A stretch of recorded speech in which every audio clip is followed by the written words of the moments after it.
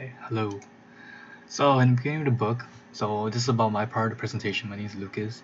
This is going to be on page 238 to 240. In the beginning of the book, we start off with a biography of Min Zan Lu, where she graduated and completed. She graduated from a program from the compensation program and the cultural and critical studies program at the University of Pittsburgh, where she's currently as a professor. The story begins with a quote which I'll take a quick example of.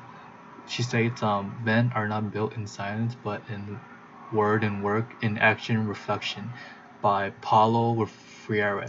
After the quote, we lead into her life story about how her mother regretted raising her in a different way that most Chinese people have lived over there, because they were living in a world where it was dictated by both sides of Western humanistic tradition versus Mao Zedong Marxism.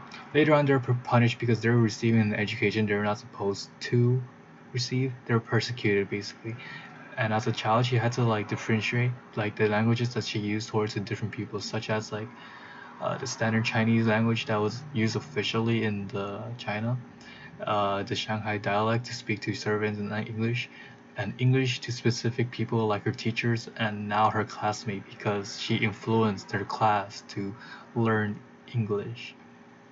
The literacy narrative of this is that Bin Sanlu was raised in both sides of the world, where one was dominated by Marxism and another by the Western humanistic tradition. So the conflict ultimately helped to grow as a writer.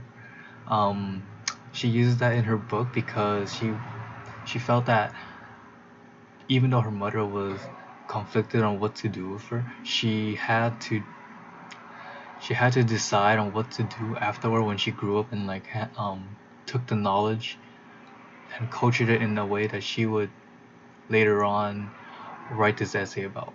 So significant in her life was when she had to learn like three different languages, like the standard Chinese, the Shanghai dialect, and English. And then English later on plays a dominant role in China, where it can affect a person like her grandfather getting a job or not. Okay, and that's my part. Thank you.